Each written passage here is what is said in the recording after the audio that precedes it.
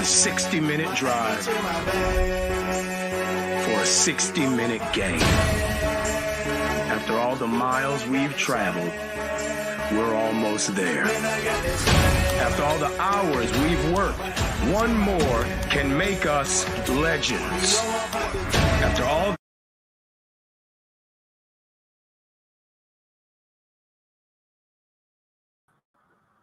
Welcome to this week's edition of The Last Word. Of course, I am Jeff Barnes, and with me is Brock Vieira. And what an amazing week of football we've had again at the college level. Brock, how you feeling? Feeling real good. This whole week, I was just feeling great games Saturday, Friday, Thursday. Incredible games, incredible storylines, and we finally have a little bit of a clearer picture of what the college football playoff is about to look like. Yeah, I think that's going to be one of those shows where it's going to be one of those years where it's going to be, you think you have it figured out, and something's going to throw a monkey wrench in the whole plan from week to week, right? We said, oh man, LSU struggled week one. They look great after that. Somehow they're going to squeeze their way in, and then they just take another loss. And they're not even halfway through the season yet, right? We still got a lot more to go. So 2 losses already for LSU. We'll get into that one a little bit later. But, yeah, we can talk about a whole bunch of Notre Dame on the ropes yesterday. Somehow posted. We can talk about a whole bunch of these things. I think we're going to have a nice, long, interesting roller coaster season when it comes to the playoffs, because there's a lot of teams that are still hanging around at the undefeateds. It's like, oh, they're going to be a shoe-in. There's still a lot of tough football coming up. Yeah, absolutely. Especially in the conference, everyone either loves or hates in the SEC. I mean, LSU may have 2 losses of the year, but to say that they've been officially eliminated from the college football playoff would be completely an overreaction considering the schedule they still have. Missouri's undefeated in the conference. They might be the second best team in the SEC East, if not for Kentucky, who just had a big win against Florida yesterday. Georgia struggled at Auburn, which we'll talk about shortly, and they're still the number 1 team in the country. There's some great teams out west as well. I'm looking forward to getting into it and just kind of dissecting what this whole weekend was. Indeed. So make sure you're liking and subscribing, because, of course, we are not the big boys at ESPN. We're the small guys. How we stay around, you like us and subscribe. So going to run through some quick scores real quick. So we had Tulsa all over Temple, 48-26. Western Kentucky over Middle Tennessee, 31-10. Oregon State with the big win. We'll talk about that later. Louisville, 13-10 over NC State. La Tech over UTEP, 24-10. BYU over Cincinnati, 35-27. Michigan all over Nebraska as expected, 45-7. Texas, the Longhorns remain undefeated, 40-14 over Kansas. Penn State remains undefeated, 41-13 over Northwestern. A tight game in the beginning. A lot of people were panicking in that one. Washington ends a tough fight with Arizona, 31-24, if you stay up into the wee hours of the morning to see that one. Oregon repeated its last performance, a dominant performance. This time they did it against Stanford, 42-6. Familiar score. Alabama all over Mississippi State, 40-17. Oklahoma all over Iowa State, 50-20. 70 combined points in that game, and not a close effort at that. Tennessee over South Carolina, 41-20. There was no repeat of that upset from last year. As we talked about, Kentucky all over Florida. I got to witness that one. Florida was just outmatched in the beginning. That score doesn't indicate how bad the beating was. And Missouri, 38-21 over Vandy. Let's get into this week's. And it seems we start off with these guys pretty much early, right? Every show. And I'm talking about Coach Prime in Colorado. Said it would be a loss to USC. We thought it would be a little more lopsided than this, but credit to Colorado, right? And we talked about all the things that went on there. Both of these quarterbacks played well yesterday. Great performance by the freshman, Colorado. 48-41. Tight score out there in Boulder. So, Brock, What's your analysis on this one? I was very surprised how close this game was. I mean, I didn't expect USC to cover, but I felt that the Trojans were going to win comfortably at about the 14 to 17 point range. Obviously, this game was a lot closer than we expected.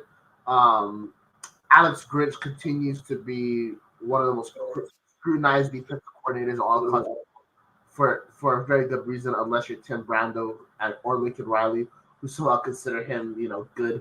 I'll shout out to the Buffaloes, the freshmen as well. They really stepped up. Cormani McClain looked, promising. That some of the hype behind him started to show through yesterday.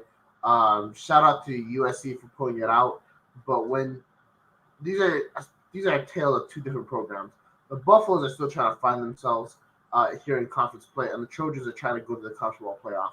The Buffaloes have done a lot better job trying to figure out who they are in conference compared to the Trojans, trying to figure out who they are on the national stage. They're really good offensively.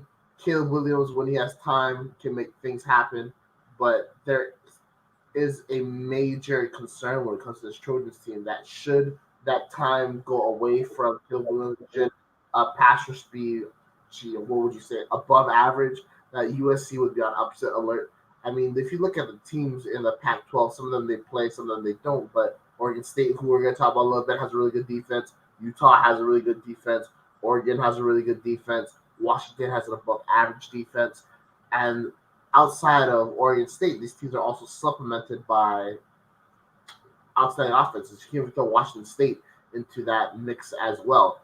USC is just not a good team. I hate to say it, and this game really showed that. They cannot really close games well. They cannot play solid defense. They're terrible against the run. And if Caleb Williams has one off day, it's a wrap for the Trojans. So big day for Colorado. Very concerning for USC, even though they got the win. Indeed. I'm going to say the big concern out of all of this is USC's ability to try to give one away, right? We saw that last year. They go to the bowl game. They play Tulane. Everybody expects them to roll over Tulane. They gave it away. So we're starting to see this trend where they go up against an opponent that people believe they should beat. Listen, on the line of scrimmage, they're better than Colorado. There's no doubt about it. But what you saw yesterday, and if you look deep into the numbers, right? Colorado as a team ran for 100+ yards yesterday. All right? And you look at it, Hankerson ran for 74 yards on him, averaged 4.5 yards a carry, had a touchdown. Very respectable numbers for a team that struggles to run the football. Okay? Dylan Edwards, 44 yards rushing yesterday, 3.7 yard average. Not amazing. And then you had Shador scrambling. But the two running backs alone combined for over 100 yards. Then you add in Shador's 50. That's almost 200 yards rushing. Okay? For a team that can't run the football. If I'm USC, that's concerning to me. That opened up everything that Colorado wanted to do yesterday. That's why Colorado was able to stay in this game. If you look at the numbers versus Oregon, they ain't nowhere near 100 yards rushing. Right? So you look at it, Oregon shuts down their run game, makes it hard for them to throw the football. They barely get on the board. You don't stop their running game, and here they are in a track meet with them.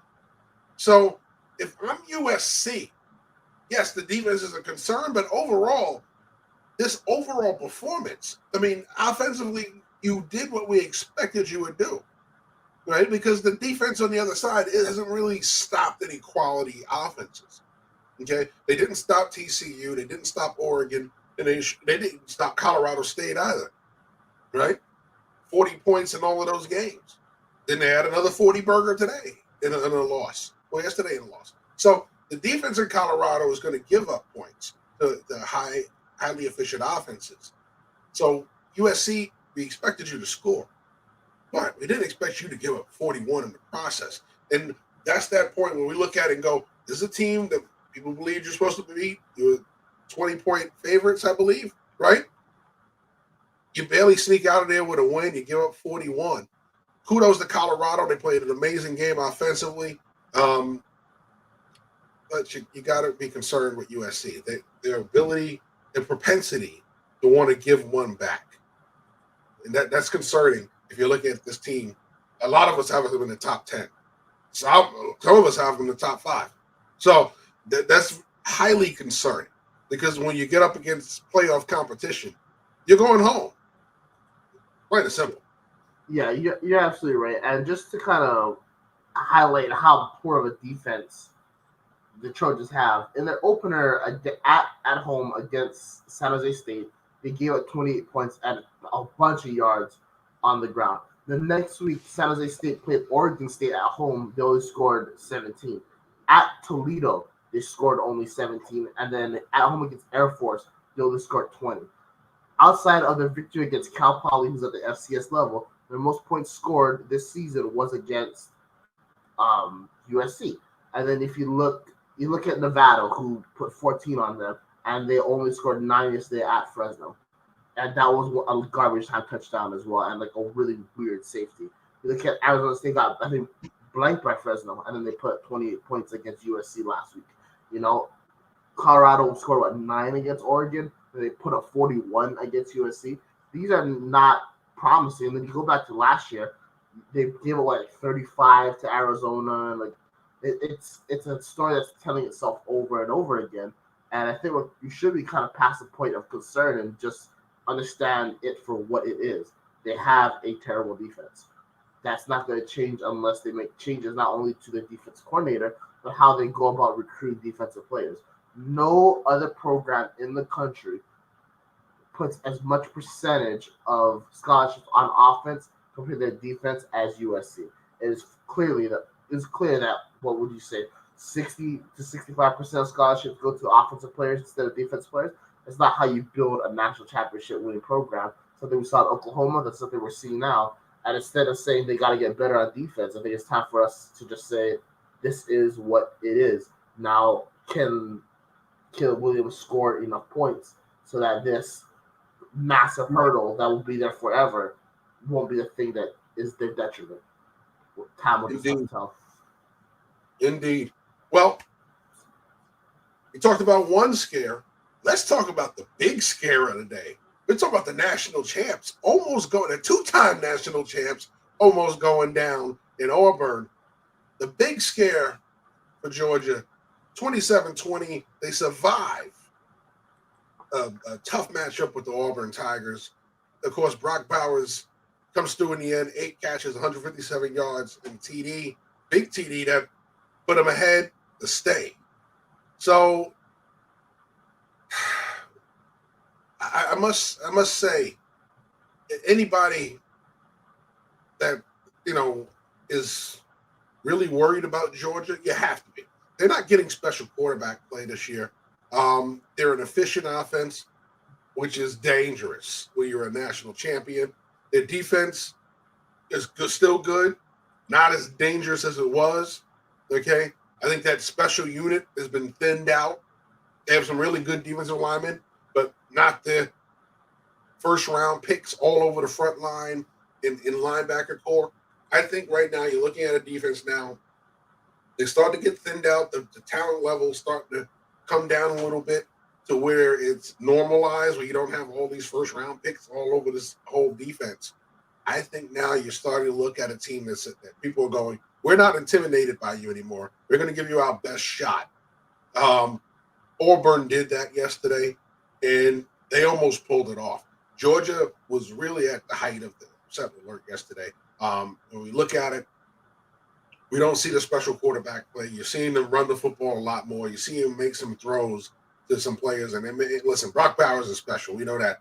He made some great plays for them yesterday. I think right now you're looking at it and say, can the champs be beat? Yes. Do they make it out of the SEC undefeated this year? That's the big question, right? They almost didn't yesterday. Yeah, Georgia is the only the number 1 team in the country is because of past success and not outplayed this year. We've known that they've been kind of off for a little while. We saw that against South Carolina 2 weeks ago. I had Auburn on upset alert If you guys watch College Football Forecast, I was actually surprised Georgia won this game. I think Mike Bobo, for lack of a better term, is a bum. I don't think he's a good offensive coordinator. I don't understand why he's getting opportunities when there's such incredible offensive coordinators around the country. And it's starting to show that the loss of Todd Monken is weighing on this team. The only reason why they were able to win this game is because they have brilliant defensive minds in that coaching staff. Brock Bowers, who is an absolute stud, and also the fact that Auburn is in a clear rebuild with Peyton Thorne. They don't have. If this was an Auburn team of maybe 3-4 years ago to that level, they boat race Georgia. Georgia is not a good team. I mean, I guess you could say they are good, but they're not the standard for what you've come accustomed to. And when you start looking at the schedule, they have a big test next week against undefeated Kentucky. They also play Florida in that game in Jacksonville. They should be able to take care of business there, but you never know. Travis Etienne could go off at any single moment, so you never really know about that. They do play Ole Miss, who we just saw play LSU, and we're going to jump into that a little bit. They play Missouri, who's still undefeated. They play at Tennessee, and they play at Georgia Tech. And Georgia Tech isn't a good team, but whenever those two teams match up, Georgia Tech always brings the fire. So there's multiple games where if you're a Georgia fan, you should be very, very concerned right now. The nice part is that you don't see Alabama until the SEC championship game, if Bama even gets there. So that's the one reprieve you got. And even if you lose in that game, should you be undefeated, you should still make the college football playoff. But when you're considering the guys that are in the running to make it, guys like USC, guys like Ohio State, Michigan, Penn State, it's not looking really promising come January. Shots fired. Shots fired by Brock this morning. Coming from the chat, what team surprised you the most yesterday? Let's start with you, Brock. Who surprised you the most? Ooh, I would have to say Ole Miss, because Lane finally got over the hump of not blowing the big game. And the other team that impressed me the most yesterday, that's a good question. You know what? I'm going to give a shout out to my UNLV Rebels.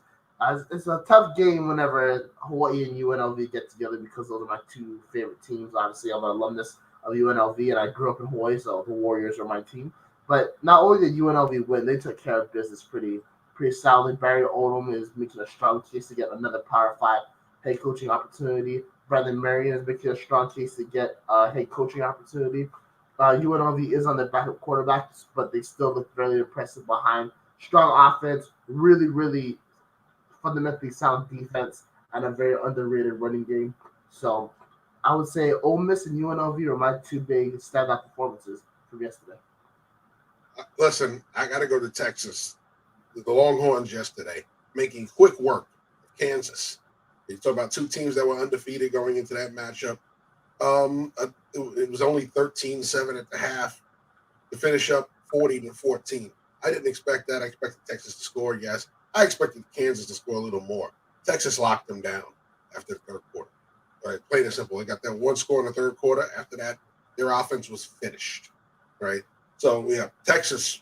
It was for me. Texas shocking me by taking care of business with Kansas. And I don't mean the win. I mean fashion that they won. Okay, it was dominant in the second half. They took over in the second half, and it was a blowout after that. So let's get into our third matchup. Before we do that, we're going to go take a quick break for everybody. It's going to be a real quick commercial break because we want to make sure we're on time for our NFL show behind us. That's what happens when we're not alone in the mornings anymore. We can't run over. So we're going to take a quick break. We'll be right back. Stay tuned. Make sure you like and subscribe here on Team BS Media. We'll be right back with more of The Last Word. In 2006, we founded Yeti Coolers with a simple mission: build the cooler we use every day if it existed. One that was built for the serious outdoor enthusiasts rather than for mass discount retailers. One that could take the abuse we knew we'd put it through, out in the field and on the water. One that simply wouldn't break. We decided early on that production innovation would come from necessity and first-hand experience, not from market research and data analysis. Today, Yeti products perform when it matters most. Whether that be an excursion into the remote Alaskan wilderness, chasing redfish on the Gulf Coast, or just getting together with friends in the backyard, we make gear that helps you stay out longer, travel farther, and live harder. Hashtag built for the wild.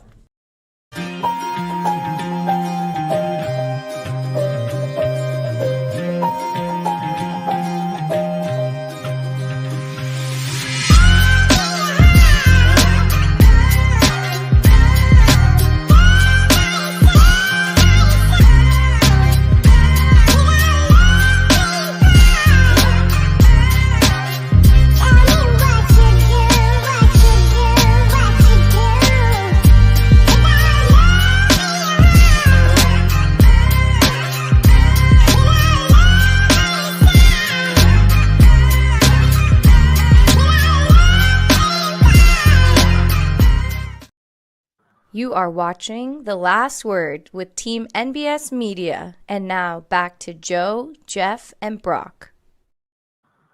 So we're back. Going to move on to our next one. And our next matchup was an offensive explosion is the best way to describe it, right? A shootout to the very, very end. They're talking about the LSU loss. Yes, right. The second loss for the Tigers in the first half of this college football season to Ole Miss, of all people, 55-49. These two teams, like I said, offensive explosion, combined for 1,343 yards in this game alone. Some teams don't put up that in 3 weeks. These two teams did it in one single game. Defense was out the door. This was straight Arena League action yesterday. So, Brock, you talked about this one. You said Lane got it done. Tell us how he did it. He did it because Brian Kelly's a scrub. I mean, that's the only way to put it. I mean, it's true. I mean, Ole Miss got off to a quick start. They were up by multiple scores early, but then in typical Lane Kiffin and Ole Miss fashion, they surrendered the lead. I believe they were down 2. I think it was 49-47 with about 5 minutes to go.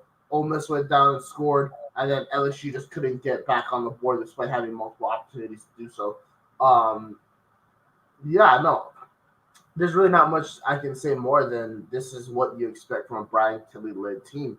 This is what you gave $100+ million to. There's a coach that can't consistently get it done, and you were all in La La Land last year because they finally beat Alabama at home, and they thought that because you beat the Prince of Time for the first time in a decade, Brian Kelly was the next thing to Jesus in terms of savior for the people of Louisiana, and that's exactly what is not the case. You look at LSU this year, they have 0 impressive performances. You look at the 3 wins, but they came against Grambling State. Well done. You beat an FCS team, a non-FBS team. You smoked Mississippi State, who is clearly the worst team in the SEC at the moment. And that's a lot considering Vanderbilt is in that same conference. And then you almost laid an egg last week against Arkansas, who lost by multiple scores to Texas A&M this week. You lost to Florida State badly. You lost to Ole Miss in a very underwhelming way. This is an underwhelming football team. This is a football team that doesn't perform up to expectations. This is a football team that has Ferraris on that field with Jane Daniels and Blake Neighbors and that whole crew, and they can't utilize them to their strengths. This is a team that can't play proper defense. This is a team that can't continuously score with these top opponents, and this is once again the Brian Kelly result. These are the exact same things we saw in Notre Dame. He's completely behind the curve to the college football. And whenever you need him to win a big game, he doesn't. Last year, you had an opportunity to make the college football playoffs. Then you lose at Texas A&M, who won 5 games last year. This year, win against Ole Miss, and you're probably back in the top 10. Guess what? You lose against a guy that's a perennial loser in the big time. What can you really say? This LSU lost this game more than Ole Miss wanted. Shout out to Ole Miss for winning it. Jackson Dart played a lot better than I expected, especially after a really awful performance last week against Alabama. Jackson Dart, in my opinion, is a very interesting quarterback because he's like the SEC Sean Clifford. He's both terrible and clutch at the same time. And today the clutchness won out more than him just throwing away a football game.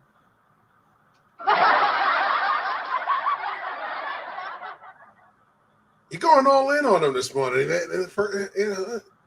Listen, I've watched Brian Kelly for many years. Good football coach, but I think that the problem that you talk about is everybody says, oh, he was going to go to LSU and win a national. He was going to go to Notre Dame and win a national. And there was always something missing from his teams, right? In the early days of Notre Dame, they could score. They couldn't stop anybody, right? Then they got to the later years. They got this pretty solid defense, and then they had some marginal quarterbacks, right? So it's like, okay, well, when are you going to recruit a quarterback that could actually win the big games for you? Because you got Ian Book who couldn't do it. You had Deshaun Kaiser who you chased off to the NFL early because he couldn't deal with you. When are you going to be able to do all of this and put it all together? And he never did it Notre Dame. They came in last year and there was so much promise, right? Oh, and now you're looking at it, they can't stop anybody. The defense, as promising in the first half as it was against Florida State. We saw them fall apart in the second half. In their wins since, they haven't really done it. They were in a dogfight in the first half with Grambling. And Hugh Jackson's offense isn't exactly overwhelming you. So there's some questions with this defense at LSU that you have to really look at. This game, to go out there and give 55 points, is absurd. Because and it's not taking away from Ole Miss and Lane Kiffin. You guys, the quality out of the coordinator, we've seen it. I just think that when you look at what they have compared to LSU, how do you go out and give 55 and lose? So there's a lot of heat on Kelly right now, and it's deservedly so. This offense is scoring. That's not the problem. This defense is not stopping people. It's a big problem. You haven't even faced the big boys in your schedule yet. So, yeah, this is going to be an underwhelming year for them. They're probably still going to be bowl eligible. I don't doubt that'll happen. Will they go to a big-time bowl? Probably not. Not with 3, 4, possibly 5 losses. So this is going to be a year for Brian Kelly where he's got to really dig in. You can do all the cool spinning photo shoots with the recruits all you want. You got to keep them. You got to keep them happy. You got to keep winning. Keep the boosters happy. You got to give yourself a chance to the playoff to keep them from really looking at that contract and saying, you're out of here. You got to remember, the guy that won the last natty was going in 2 years later.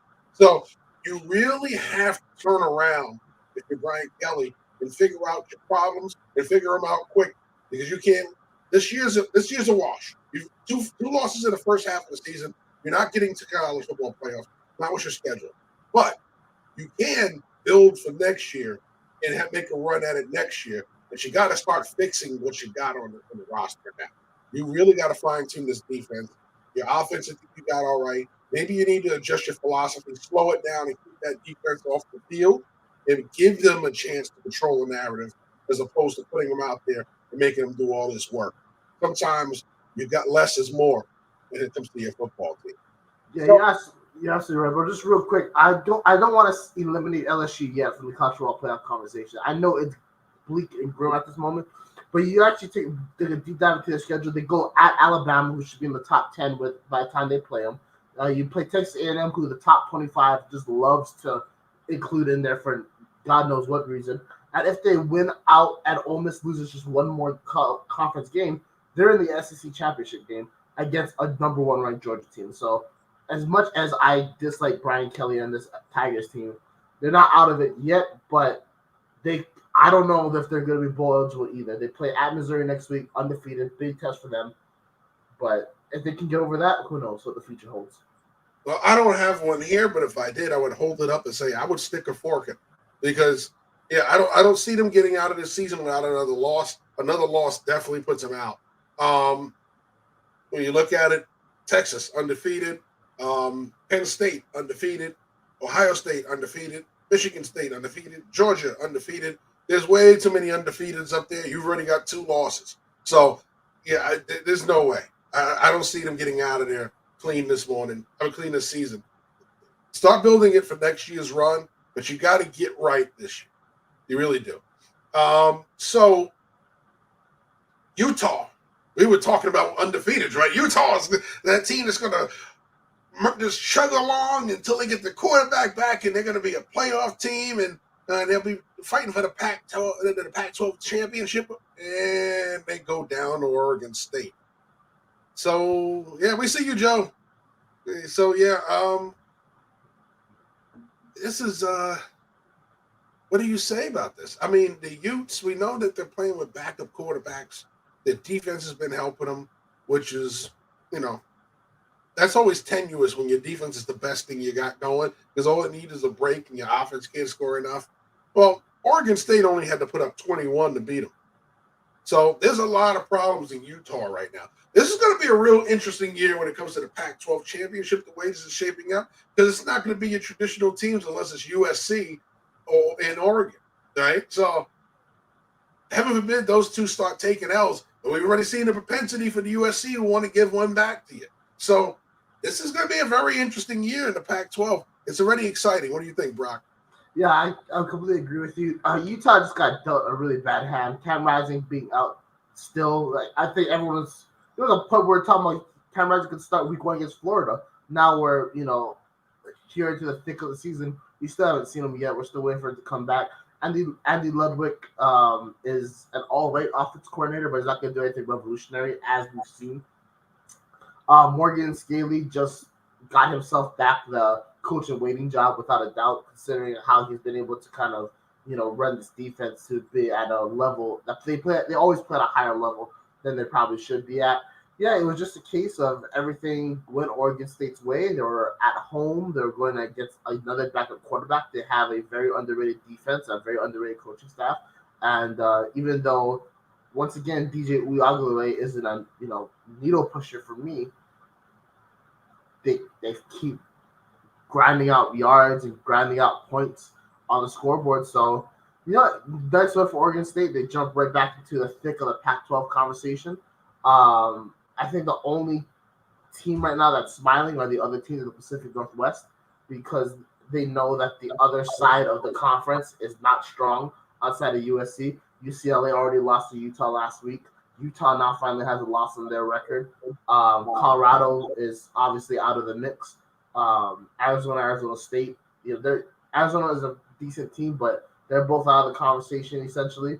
So, Washington State, Oregon, those are the teams that are going to be representing at least one spot in the Pac-12 championship game, and they got to feel really confident right now that they all control their own destiny, eventually going against each other later on in the season. Indeed, right? We were saying, USC got to get their defense right or they're in trouble. But we know Washington can score. Washington State can score. Oregon State has their moments where they score a lot of points, and then they have days like yesterday where they went against a tough defense and still gritted out a 21-7 win. So their defense is a little better than a lot of people give them credit for. Utah, it's been a conservative year offensively. Yeah, they've been trying to avoid playing around the quarterback position, using that defense. Well, yesterday you needed your quarterback. They used 2 of them, couldn't get it done. So they're in trouble if you're thinking about defending their Pac-12 title. I think right now you have to look at this conference and say the teams that are scoring points are going to be the teams that are in it at the end. Oregon scoring points. We talked about the 2 teams from Washington. We talked about that team out in Southern Cal. So those teams are scoring points. The teams that are having their issues, Utah,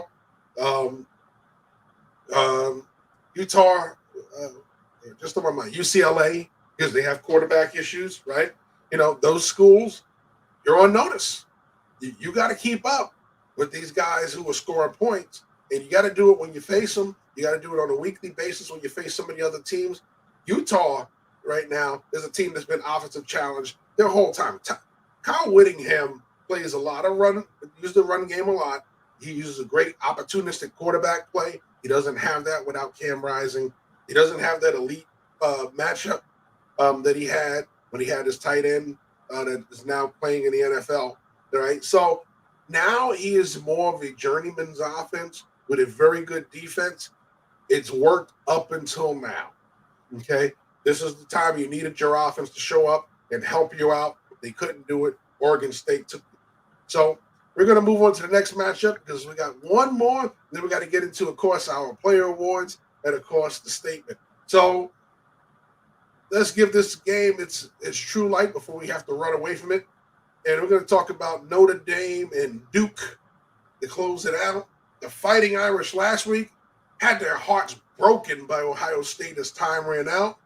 This time, they got to return the favor to Duke with a big run with 31 seconds left from Audric Estime to put them ahead for good, 21-14. They get the big turnover and unfortunate injury to the quarterback on the final series of the game. But big win for the Irish. They needed it. They wanted it. They got it. Brock, your opinion on this one? Yeah, I think we finally saw the Notre Dame of old. I think we're all kind of, we're stuck in that hysteria of is Marcus Freeman finally the guy that's going to get Notre Dame over the hump, and that still could be the case. But this felt like the Notre Dame I've seen for the past 10 years under Brian Kelly, a team that's going to have a really tough loss against a really good opponent, followed up with a below average performance against a inferior opponent the following week. And once again, how good of a coaching staff does this Notre Dame team have? Duke, we've known for a long time, has a very very underrated coaching staff of Mike Elko and his boys. The defense always plays strong and much better than what they probably should. Ryan Leonard is a really good quarterback, but Notre Dame held them in check defensively in that first half. Offensively, they couldn't get anything rolling outside that first Audric Estime touchdown. There's major question when it comes to the offense when Estime can't get going. Sam Hartman got put under pressure. Sam Hartman got put in positions where it wasn't so comfortable, and we saw him not perform to the level that which we saw him perform at the beginning of the season. Is Gerard Parker a good offensive coordinator? I don't know. Is Al Golden as good of a defensive coordinator as people are saying? I'm not too sure. Is Marcus Freeman the guy for them in the future? Absolutely. Is Marcus Freeman ready to take that step right now? I don't know. Shout out to our boy Greg who's watching. Hope you're having a good day, Greg. But, he's kind of already penciled in a dub against USC. I can't really say that. And I'm not saying that they're not going to put 35 against the Trojans, but what's stopping USC from putting up 48 against them? I quite frankly don't know. This Duke team is not a championship quality team, but they're above average team. Notre Dame is struggling against above average teams and clearly can't beat national championship quality teams, as we saw last week against Ohio State.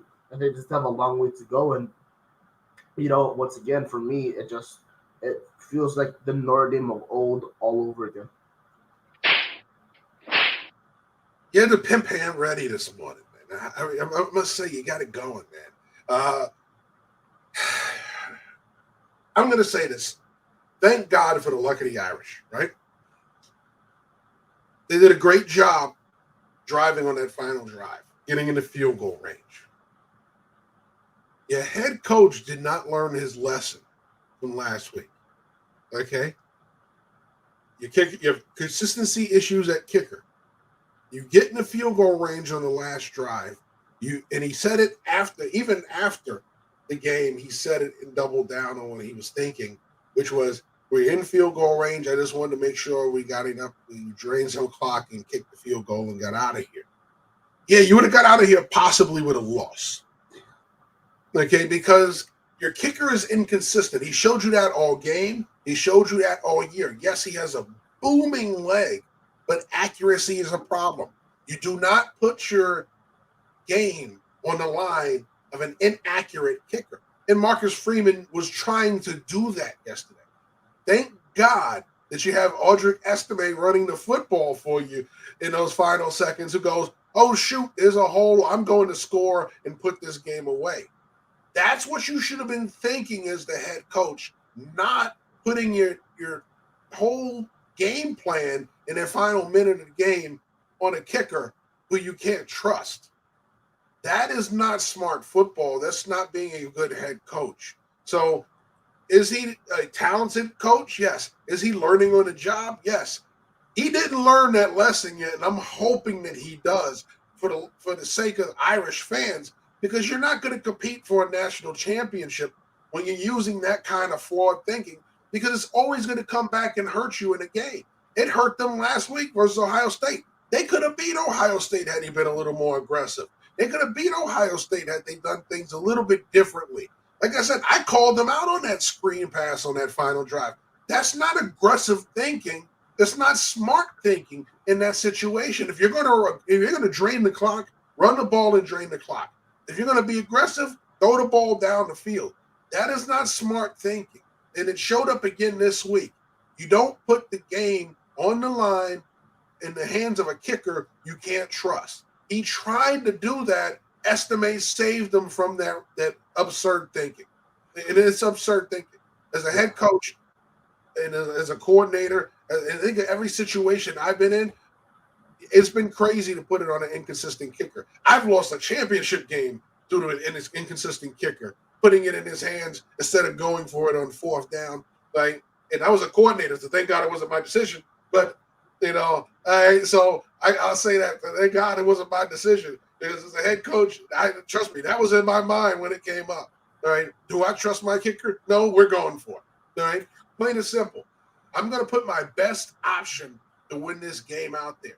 You see it at the pro level with defensive coaches who believe I'm going to let my defense do the job. Well, a lot of those guys lose in those situations when they trust an inconsistent kicker. He almost lost this game yesterday because had they actually done that and put that kicker out there and he misses, oh boy. All hell would have broken smiling today.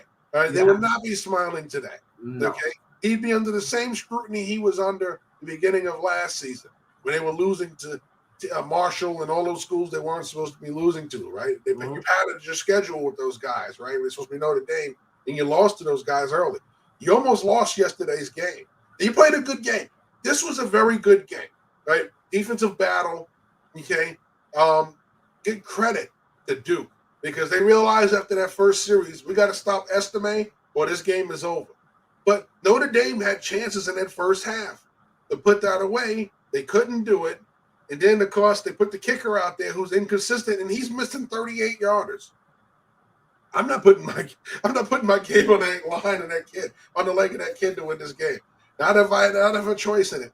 Not if I have a choice in it. So I'm sorry.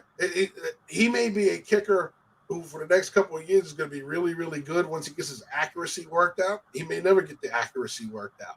But I'll tell you what, Marcus Freeman, you got to adjust from this defensive-minded coaching as a head coach. This is going to lose you games in college. Everybody scores in college football. So you really have to adjust as a defensive-minded coach. Kyle Whittingham just found out yesterday, right? The defensive-minded coach, we're going to play solid defense, 21-7. Right? He almost lost 14-13 yesterday had he put that kicker out. So we've gone through all the matchups. Who's your player award for this week? Ooh, good question. My player award for this week has to go to good question. I think about that for a second. Let me go to you first. I'll go to mine. All right. So my player award, you gotta go to Kentucky, right? You gotta pick out the player who had the most dominant performance of the day, all right? And I watched him single-handedly destroy Florida's defense yesterday. I'm talking about, of course, Kentucky's running back, Davis, okay? To be exact, Ray Davis, 26 carries, 280 yards rushing, 3 TDs, a 75-yard run to the house. He was straight dominant yesterday, okay? They rode him like they rode Seattle Slew to the Triple Crown, okay? All right? He, plain and simple, was the dude yesterday, okay? He ran through him. He ran around him. He did it all, okay? He would not be denied. And I watched him destroy a Florida defense with a bunch of guys they're talking about as first-round picks on that defensive line. He ran through everybody. And I do not take that phrase lightly. He ran through everybody, okay? A 10.8-yard average for a guy that runs between the tackles. We're not talking about a speedster on the outside. This is a dude that runs between the tackles. So kudos to Ray Davis for showing out yesterday in Kentucky. Yeah, you're absolutely right. That performance was very impressive. Devin Leary was off yesterday, no doubt. He could not complete a pass for left. I think he had 63 yards of passing offense. Yeah. And yet Kentucky won big behind him. Florida, real quick before I go to my player, is the most overrated team in all of college football. They were never a top 25 team. I don't understand why they were ranked as high as they were. They should have been unranked this whole season. They are a joke offensively, and they're overhyped defensively. And I would say they're like the fifth ranked SEC East team I have. Even though they beat Tennessee, I don't care. All the Gators fans are gonna hate me for this. They're not better than Tennessee. Tennessee just had an off night in the swamp. That's all I'm going to say about that. My player of the week is going to go Jonathan Brooks out of the University of Texas. I didn't know how good he was going to be considering he had to fill in the big shoes left by Bijan Robinson and Roshan Johnson. Has filled in stupendously for them. Had 21 carries for 218 yards and 2 tutties on the ground, averaging 10.3 yards per carry. Next week is going to be chin check time for the Longhorns. They play the undefeated Oklahoma Sooners in the Red River rivalry. Oklahoma is a very confusing team to judge because as much as I want to hate them, they just won by 30 last night. However, they didn't win impressively, and that makes sense either, which is odd to say because they won by 30, but Iowa State was gashing them in the run game over and over again, and it took a massive second-half performance from the Sooners in order to break away. And they had a pick six on the first drive of the game for Oklahoma's defense. So, again, I don't really know how to grade them. That's going to be the big test for Texas, but Jonathan Brooks is my player of the week.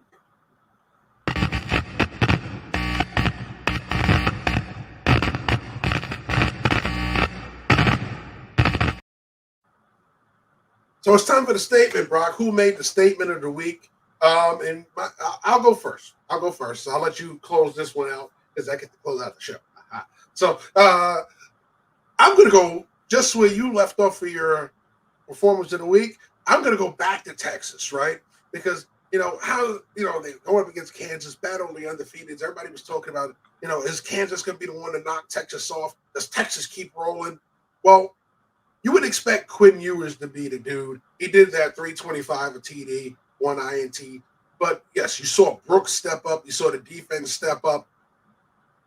They made the statement to say, this ain't the Texas that goes out there and falters against a good opponent. This is the Texas that's back to being a team that was competing for natties. Back when Colt McCoy was quarterback that knocked off the Ndamukong Suhs of the world in college football, right? This is that Texas team. And they made that statement yesterday.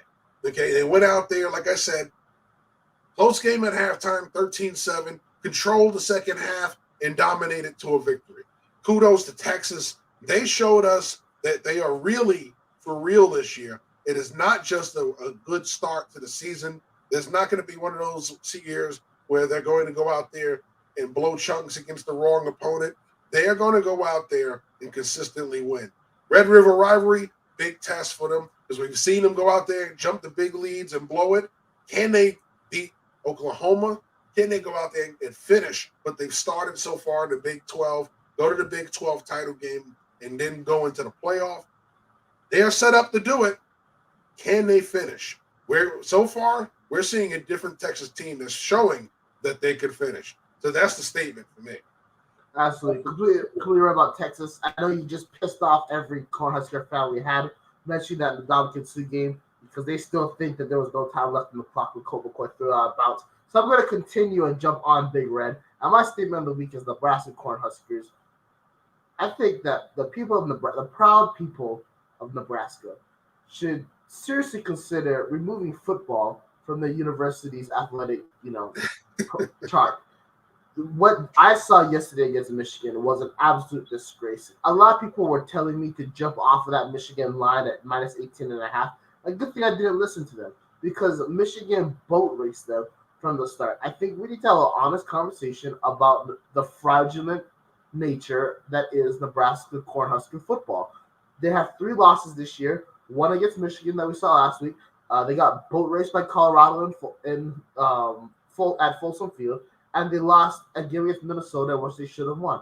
They've given, I think it's reported, damn near millions to Jeff Sims, and that's turned out to be a disaster. Matt Rule's first year in Nebraska is a disaster. It's been a disaster since they decided to join the Big Ten Conference. It's been a disaster since they decided to fire Bo Pelini, and you reap what you sow.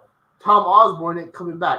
Bill Devaney ain't coming back from the dead. It's time to get with the future, and the future is not looking great for Cornhusker football. They have one of the most fraudulent records of that sellout thing forever. Just because you buy the seats doesn't mean that it's an actual sellout. I'm sorry. That's the only thing you guys have. The AD was on record after their historic volleyball performance where they packed Memorial Stadium to like almost 100,000 people for that game. And the AD said that this was the biggest thing on campus this year unless the football team is undefeated against Michigan. First of all, what kind of stupid statement was that? They should have just said this was the biggest thing on campus because, one, we all know the football team was going to be undefeated. And two, now you're just saying that the volleyball team will never be as important as football, even though the women's volleyball team has outperformed the football team time and time again for this past decade. They're an absolute joke of a program. They're going absolutely nowhere. I wouldn't be surprised if they lost at Michigan State this year. They have kind of a cupcake schedule to end the season, but I still see them putting out some massive losses on here. Mike Loxley is going to embarrass them when Maryland comes to town. Wisconsin is going to run all over them, in my opinion. All I can say is Big Red football fans have been overhyping the team for years. They did it again this year, and the truth is becoming very evident that you guys are very far away from being a competitive football team again. And I don't care how much you want to put stock into Ty Robinson and this defense. They're not good.